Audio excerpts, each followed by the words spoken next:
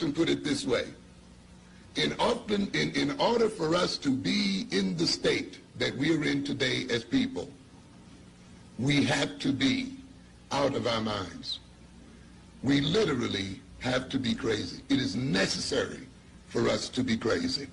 It is necessary for us to be backwards. It is necessary for us to be maladjusted. It is necessary for us to be disunited. It is necessary for us to be self-hating. It is necessary for us to be filled with an inferiority complex. In a world where the European is essentially about 10% of the world's population, if that 10% is to continue to rule over the other 90%, it must keep that 90% out of its mind. It must keep that 90% in a state of deception. It must keep...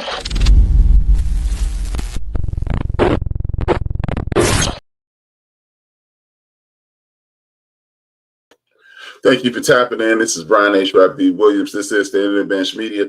Thank you, thank you, thank you. It is me. I am back. I am back. I am back.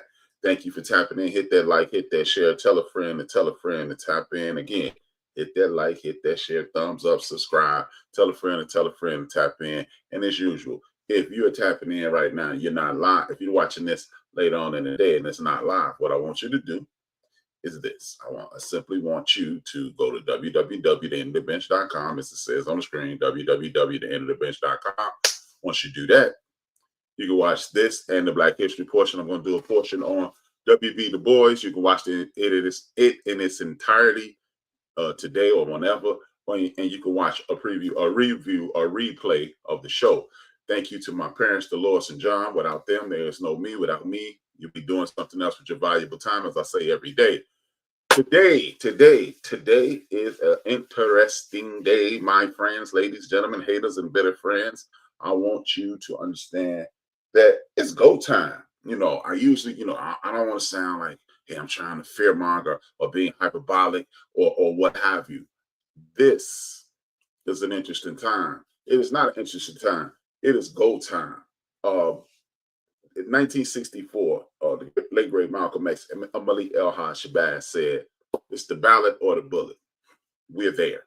We're there once again. 60 years later, we're there. 61 years later, we're there. The ballot or the bullet.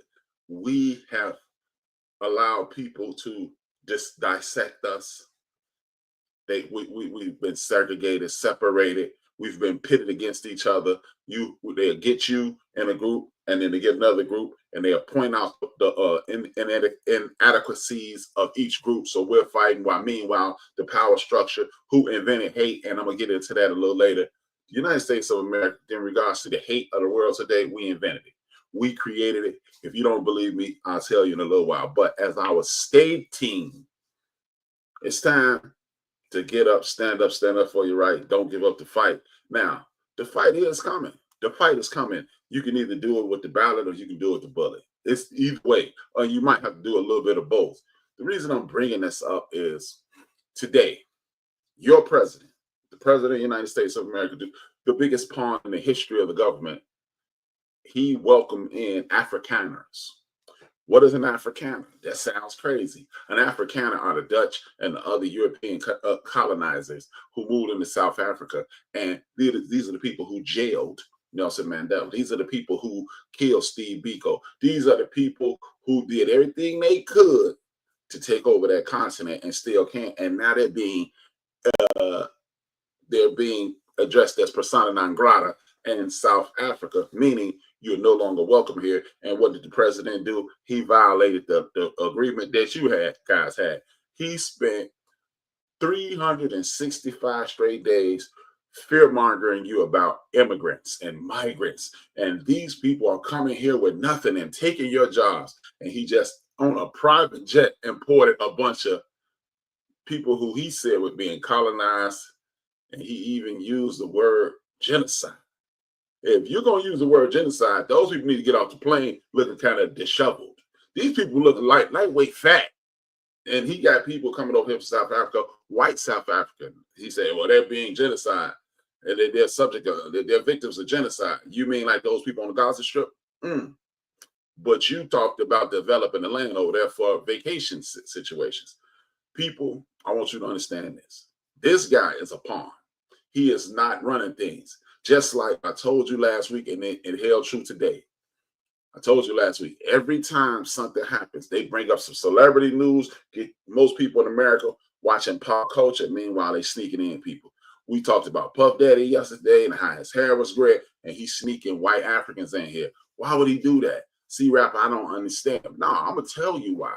Because like I've been telling you since you've been watching this the last couple of years, we outnumber them in this country. The brown people outnumber the white people or European people on the planet. We are the global majority, but even here in America, we outnumber them. And that's why they're importing white people. That's why they want to take over Canada. That's why they want to take over Greenland to balance it all out. See, they tell you 13% of the population. That's because when you look at the census, it has each country. And we're the greatest mass in this country. Shout out to the new Pope. If you know, you know. But what I want you to understand is this. The United States of America invented the way we hate today. Those people who took over South Africa, they came here and studied Jim Crow segregation. Those people who took over Germany, they call themselves Nazis, Adolf Hitler and his group. And this book called Mein Kampf, a book written by Adolf Hitler, he said he studied the United States and saw how they treated black people, and that's how he treated the Jewish community. We invented this brand of hate. And when you are sitting around looking at what's going on and you're still saying it ain't going to affect me, like you people, shout out to the dummies that said Project 2025 was not going to affect them. Shout out to the doofuses that spent hours upon hours upon hours upon hours. I literally blocked people. I went through the people in my phone that was blocked yesterday because I'm having a spiritual enhancing, and I unblocked some people. But one person I left blocked because this person was a black person who called himself an educator and told me that they were supporting, or they told the world that they would support Donald Trump because he had their best interest, which means you're an educator. How could you be an educator? Part of being an educator is research. When you do research, you understand you'd be able to disseminate information properly. And if you're not doing that, you're miseducating people, and you are not a bright individual. And it's not a shot at anyone, but I heard hundreds of people talk about Donald Trump. I got a homeboy here in Chicago. I'm not going to be communicating with him anymore simply because he thinks it's funny. But you know, when your elders get put out in the street, when things of that nature happen, then we're gonna see how funny it is. And then maybe you don't have any elders to actually care about, but the rest of us, we do. And we don't have time to be playing these games with you and you thinking it's funny and it's jovial. See, this person said this, ha ha ha hell, because you're gonna be the main person talking about, man, we gotta get him. Now we ain't gotta get nothing because simply you're too stupid to be with me. And I'll tell him that to his face.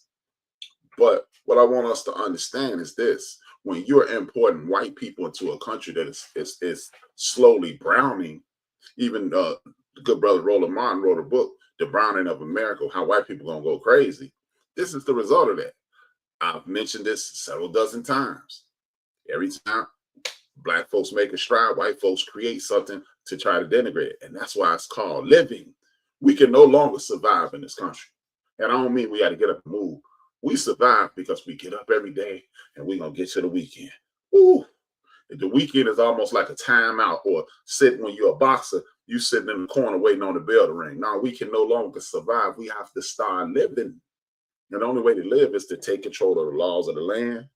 When we take control of the law of the land, we're not asking, my people are not asking to rule over or lord over anyone.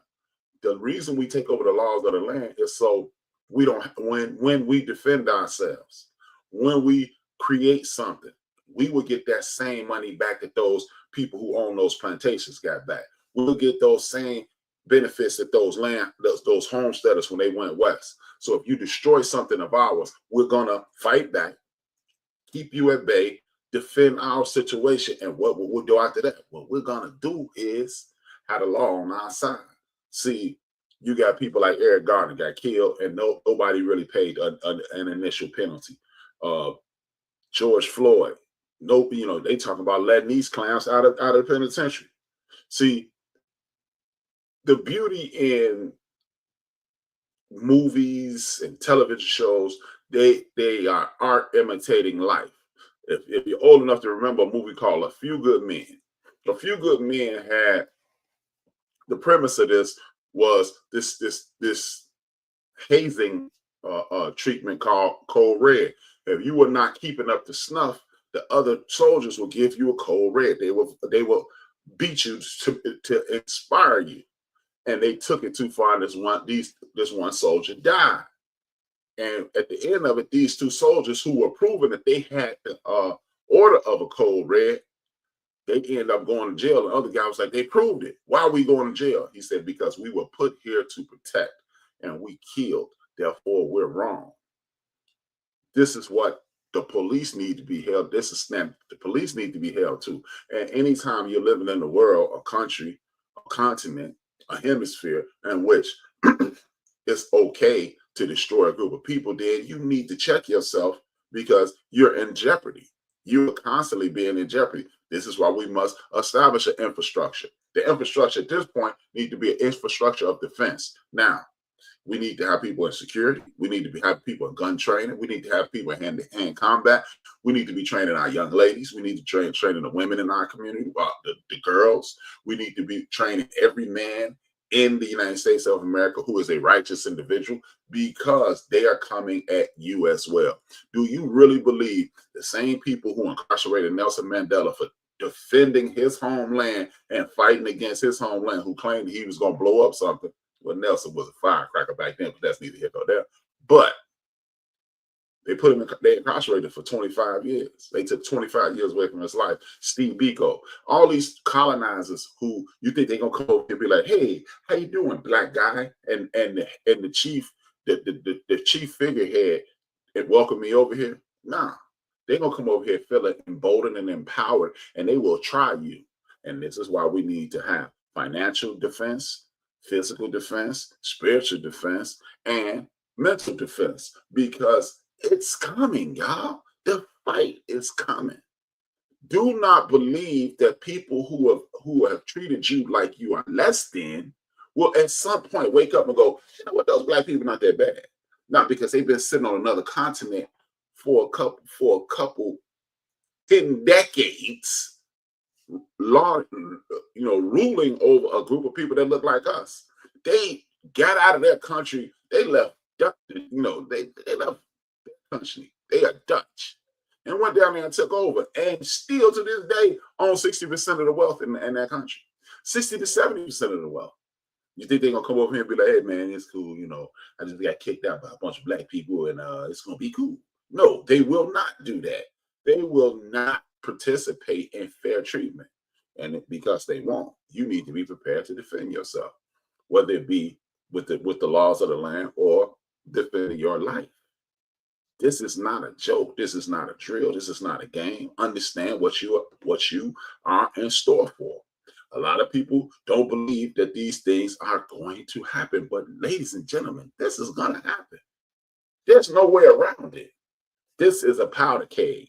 And if you have the ingredients of, to quote the great Malcolm X, if you have all the ingredients of a powder keg, at some point, it will blow up. And this is on the verge of blowing up. And whether it be bloodshed and things of that nature, I don't know. But you will have some disrespectful white folks from another continent in your country, because guess what? You were paying attention to P. Diddy, and he was sneaking in white people and then they talking about, we need to have more babies. I keep telling y'all, we outnumber them. Why do you think they focus on us? Oh, y'all only make up 13% of the population. Well, please explain to me why y'all always trying to get our vote. Who chases 13% of anything? If it's 13 out of 100, nobody chases that unless that number's bigger and there's more people, and we're reproducing at a faster rate, which will make this country more and more brown. If it's more and more brown, you become the silent majority, and your hate rhetoric dies and ceases to exist. We have to stop. Seeing how the fight is coming, what are you prepared to do for the fight? Who's starting the fight? Donald Trump is not starting this fight. Donald Trump is not starting this fight. You know who's starting this fight? Rich and powerful individuals. The people who can put television commercials on the TV, and the people who frame the news the way they frame it, and then they pit Latino people against black people. They put Jewish people against black people. They put Irish people against black people. They put Italian. They put all the European countries against black people. They put all 53 countries in Africa against black people in America. They create these narratives, and you buy into them as well. Do you guys understand that we still run around here calling this rap producer a genius, and he got a song talking about how dope Hitler is? But this is the guy, man. See, y'all don't understand him. I'm not saying his name because he's a simpleton. And if you believe that foolishness, I do believe you're a simpleton as well. I'm just keeping it funky because this is insane. We are constantly following something that has no benefit to us whatsoever. We are literally chasing strychnine poison or a bucket of crack cocaine down the street. Hey, wait a minute, let me get me some. No, we're not doing that anymore because the people who are doing this are the people who are in charge. The people in charge are the people who are paying for the right to get. That's why they have white people out here talking about, I don't want the Affordable Care Act. I mean, I don't want Obamacare, but let me get some of that Affordable Care Act. It's the same thing. I don't ride a bike. I want to ride a bicycle. I don't want to ride a bike. I want to ride a Schwinn. It is the same thing, but we keep falling for it. But see, you have to understand, right? These young kids are crazy. That's what, you hear that a lot. Look at these young kids in the street. See, that's what's wrong. No, what's wrong is you didn't engage with them. You cannot redevelop a group of people. You can redevelop 1 to 4 out of 100 if you catch them at 15.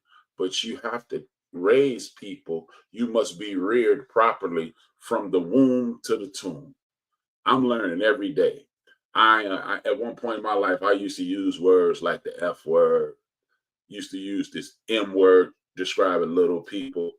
A lot. I still occasionally catch myself using the N word. I ain't never used it publicly. I never will, never have, and never even had the inkling to because I was embarrassed to say it outside in public.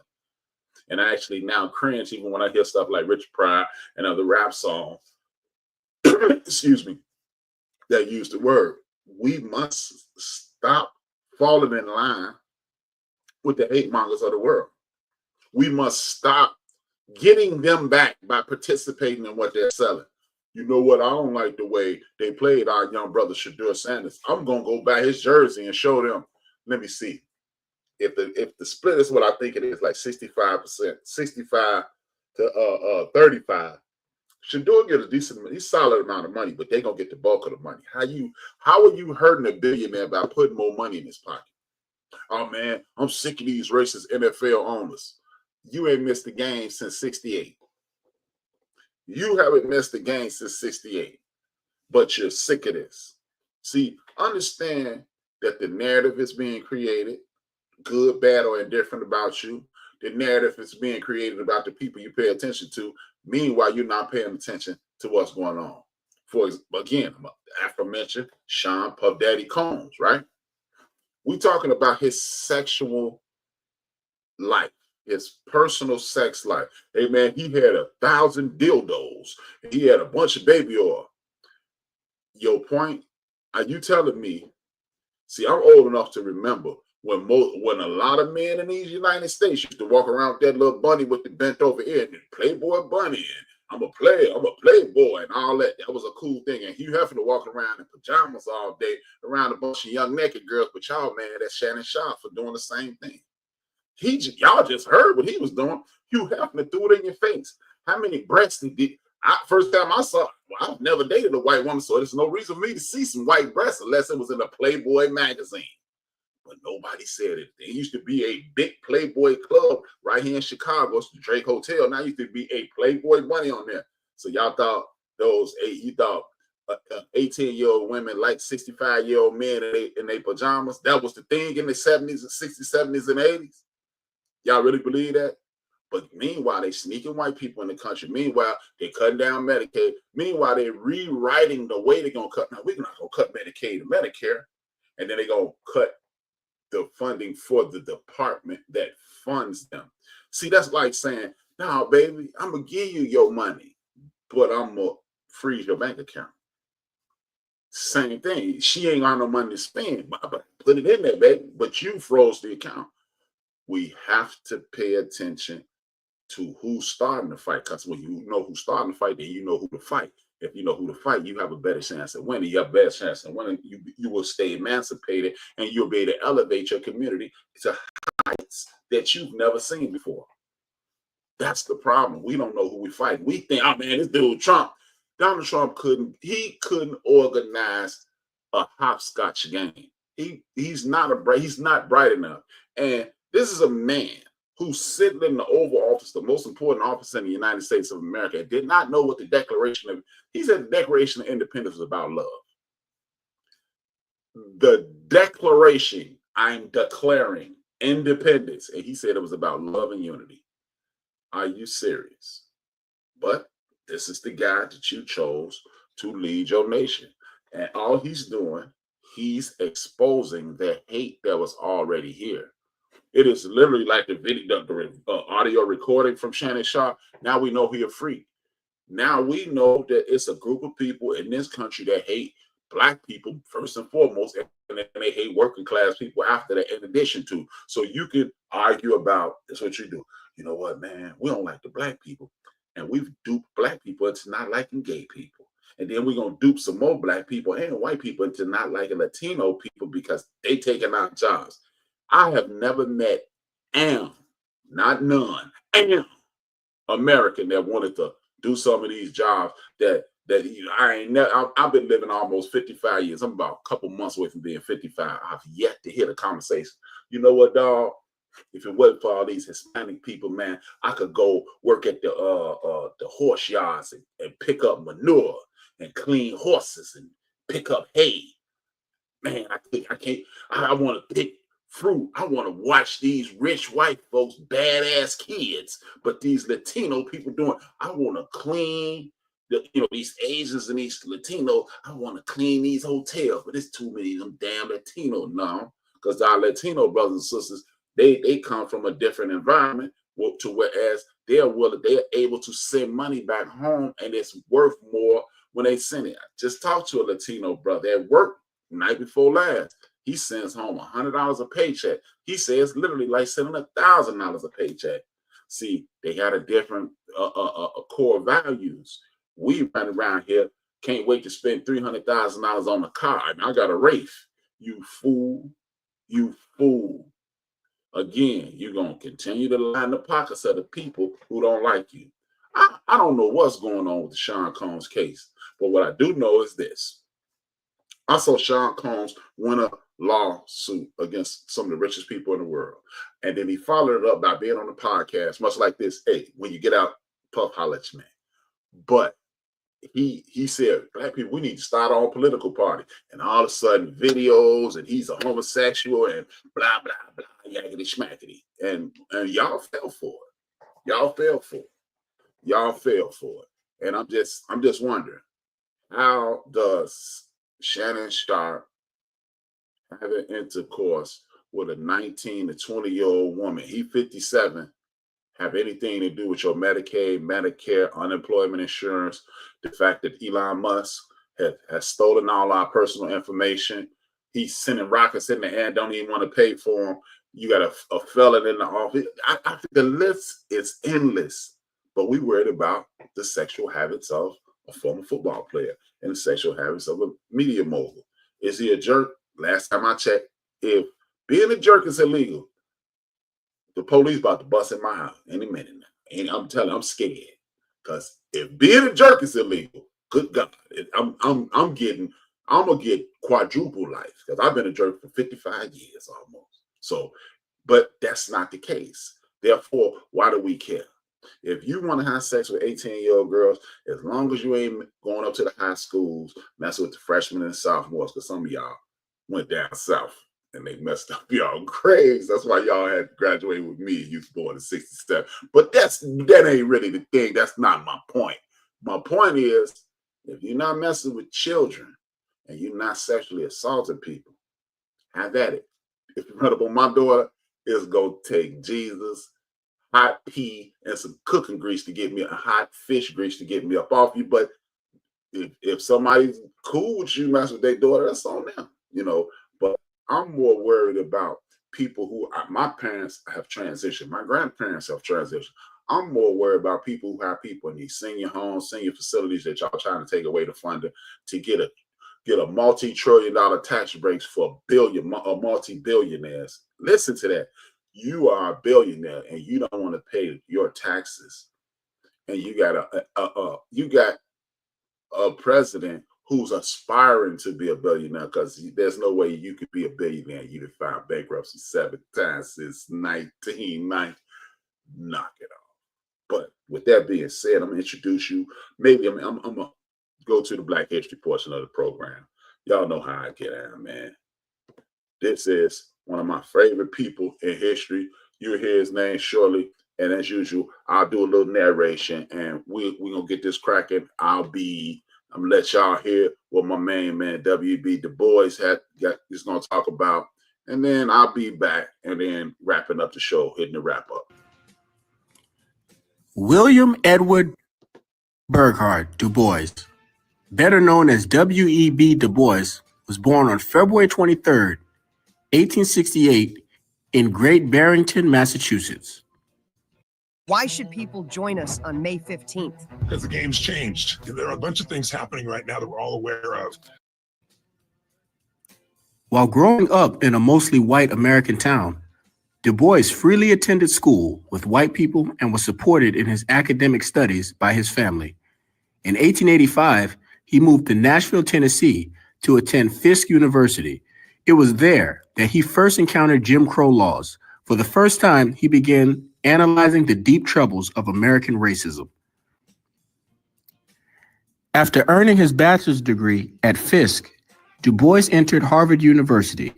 He, like so many others of his time, paid his way with money from summer jobs, scholarships, and loans from friends. W.E.B. Du Bois would become the first African American to earn a PhD from Harvard University in 1895. He wrote extensively and was the best-known spokesperson for African American rights during the first half of the 20th century. Listen to that. You talk about 100 years ago, he was fighting for American rights. He was born right at post-slavery, post-slavery enslavement era, and he still had the wherewithal to be academically astute, motivated to uplift his people, and we sitting around talking about Puff Daddy and his sexual habits. He was a scholar and activist. After completing his master's degree, he was selected for a study abroad program at the University of Berlin. While a pupil in Germany, he studied with some of the most prominent social scientists of his day and was exposed to political perspectives that he touted for the remainder of his life. He went on to enroll as a doctoral student at Friedrich Wilhelm University, now Humboldt University. He would be awarded an honorary doctoral degree from Humboldt decades later in 1958. Now, you talk about he almost on the earth 100 years. He's still fighting for this. I want to ask you guys, why in the entire hell do we seem to believe they're not going to let you do that? If they let him do it, and I understand, don't get me wrong, one dude is not going to change the course of the world, but one guy will give you the example that you can have, that you don't need to be under the thumbnail, you don't need to be under the boot of anybody's tyranny. Allow this to continue. W.E.B. and his wife Nina married in 1896. They had 2 children, their firstborn a son and their daughter Yolanda. Unfortunately, their son became sick and doctors in the South refused to treat a black couple's child, and the son died. Du Bois published his landmark study, the first case study of an African American community, the Philadelphia Negro, a social study in 1899, marking the beginning of his expansive writing career. Now, with that being said, as y'all see, this is a guy who was intelligent. He had his head on straight. And if you watch it on WWR, if you go here and watch the entire video, the brothers at Black History and Abundance, they'll get credit, I'll get credit. And I shout out to the people who have been subscribing. Shout out to the people who've been going to the website. It's really greatly appreciated. And as my man Kev said, it shows that I'm not just talking to myself. But there's no reason for us to get caught up in this whirlwind. The blueprint has been laid out. There's no need. See, that's one thing about me. I don't get on here and try to reinvent the wheel. The wheel has been invented and it's working fine. What we need to do is do what we have to do. First and foremost, we must set up an infrastructure of defense. Because every time there's any strides, there will be an attack. An attack is coming. You're right. So on the attack, there are a million things under attack. You know, thank you, Alicia. Yes, B. Puff Daddy has no relevance in what we going on. And he's being jailed for his transgressions. I don't have my glasses on. It's not like he's in jail for fighting civil rights. Exactly. He's not in jail for fighting civil rights, and he's not feeding the poor. So why in the entire hell are we worried about Puff Daddy? I need to get me some glasses, Daddy, so I could be able to read and not sound like a guy. But y'all know what I'm saying. This is what we need to be focusing on. W.B. Du Bois could have been caught up in the Ku Klux Klan, which he mentioned the Ku Klux Klan. He could have been caught up in all these other entities, but what he was doing is fighting for the liberation of our people. He talked about the talented 10. He talked about 10% of the population can lead our people into freedom. And him and our other ancestor, Booker T. Washington, they fought each other. That's something we're going to have to stop doing. That is divide and conquer at its finest. They've been doing it since the beginning of time. We can disagree, but let's get ready. Booker T and W.B. Du Bois. He was an academic. Booker T was an academic, but he also understood vocation. They both were right. And then you move a little further, you had this guy by the name of Malcolm X and Martin King. And then you still have people misquoting both of them today. See, I was with Malcolm. I would have killed somebody. Malcolm X never told you to kill anybody. Malcolm X told you to defend yourself. Dr. King knew he had a method saying if the people see that we're not fighting back, and because if we get the busting heads with the police, we're going to look like bad guys. Understand the ideology. Open this thing. It's this thing. I forgot what it's called. A damn book, man. Open a damn book. You don't even have to open a book now. Get Audible and listen to one of Dr. King books. My personal preference, my personal favorite is Community of Chaos. It was a book that was posthumously published. You know, posthumously meaning after he died. Coretta Scott, our great ancestor Coretta Scott King, published a book after he died, and he talked about these things. It's not about, he wasn't no punk. You wouldn't run up on him. You heard what happened in Coming to America when the Bible saw Dr. King. I'm sorry, y'all. I'm silly. I can't help it. But I want you to understand, you don't have to pick. You can appreciate Dr. King and his ideology, and you can appreciate Malcolm X and his ideology. And you will both be right. But guess what? What was the goal of W.B. Du Bois and Booker T. Washington? What was the goal of Malcolm X and Martin King? What was the goal of Marcus Garvey and my man Medgar Evers? What was the goal of the Nation of Islam and the Black Panther Party self-defense? The liberation of our people. So I don't have to pray with you. I don't have to lay with you. I don't have to work with you. I don't even have to like you. But I don't want anything to happen to your wife, your husband, your children, your elders, your cousins, your neighbors, nieces and nephews. I don't want anything to happen to us. I want us to thrive. I want us to achieve heights that nobody ever happened. No one in our community has ever achieved. And it's in totality. Yeah, Oprah got $5 billion, but she ain't giving away none. You got a car, yeah, get that. No, none of that. You get a house. That's what we know. You get a place of employment. You get a business. That's what we need to be doing. But we don't have to. Guess what? A lot of y'all get mad. Well, he a muscle. I don't know about him. And you go to those stores and you buy them wham whams and zoom zooms. You get hot crunchy curls and pop and all that soda, whatever you want to call it. You get that from Muslim guys. You get that from Muslim guys, and you get that from Pakistani guys, and you get that from Asian people. And you have no problem giving those people your money. But when it's somebody that looks like you coming from the same struggle, you see, I don't really deal with the Jehovah's Witness. I don't really deal with this guy. I don't really deal with that guy. Meanwhile, Your oppressor is busting your head.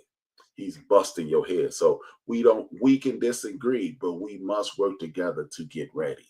That's the key. That's the key. Don't be disagreeable. I say this all the time. The goal is to enhance life for our great-grandchildren, great-grandchildren. See, we can't think about 2028. The next election is 2028. The midterms is 2026. No. So we got to be ready. No, we don't. I don't give a hot goddamn when the midterms are. What we need to do is put ourselves in a position of power. So in the event that anything goes left, we will be all right. And I meant it, and there was no pun intended. When the things go left, we gonna be all right. If you got people, Advocate Hospital here in Chicago, created by a black man, training black nurses, training black doctors. If you have people, inventors, you have people who are some of the greatest. When you have people like Pauli Murray, she was one of the greatest legal minds in the history of this country. Right here in America, you have Thurgood Marshall, you have Dr. King. I mean, we can go on and on and on and on and on going this way. But if we go back, then you got the people who created Timbuktu. You have the people, the Ashantis. You have the Zulus. You have the Maui. The Mali. Maui is a city in Hawaii. You got the Malis. You have literally an infinite amount of history. The United States is not the beginning of Black history. If you had a clock and every day in history was something, the clock showed you history. Do you understand this period in the United States of America in regards to the clock in its totality? And if you just started the clock and said, we're going to start off at America, that blip would get you to about 12:03. With the whole 24 hours, 23 hours, 57 minutes to go. That's how vast our history is. So stop saying Black history, and then you talk, and then we like my cousin Nat Turner, he did this, and we had a slave revolt, and we created mathematics, we created science, we created the ability to have neurosurgery on a meta-nature and on hieroglyphics. On those pyramids in Giza, they show where those people are having neurosurgery. We're talking about thousands of years ago. So stop creating history here. This is a portion of our history. This is equivalent. This is less time than you spent in preschool in your life. For my 55 years, the preschool portion of my life, or the time of my life where I couldn't walk. That's what this is. That's what this is. Some people start walking at 6 months. That's what I'm talking about.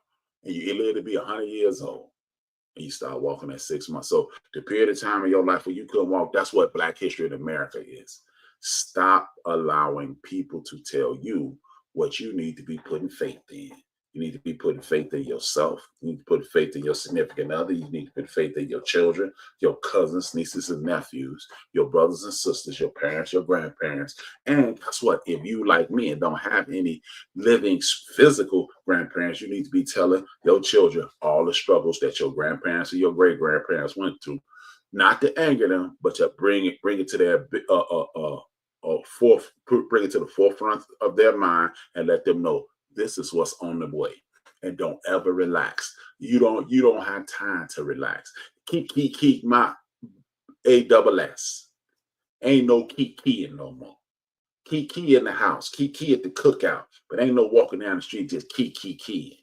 So I need us to be aware, to be alert, and be prepared for what's on the horizon.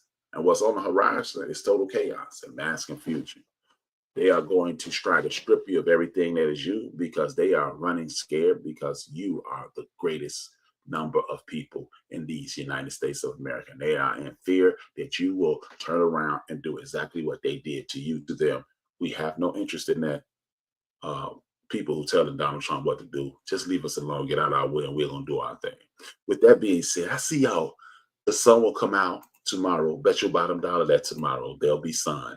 And there will also be HRap. With that being said, to quote the great Reggie O'Shea, aka Combat Jack, dream your dreams, and man up and woman up and live your dreams. Because life without dreams flows in black and white. Life with dreams flows in Technicolor surround sound.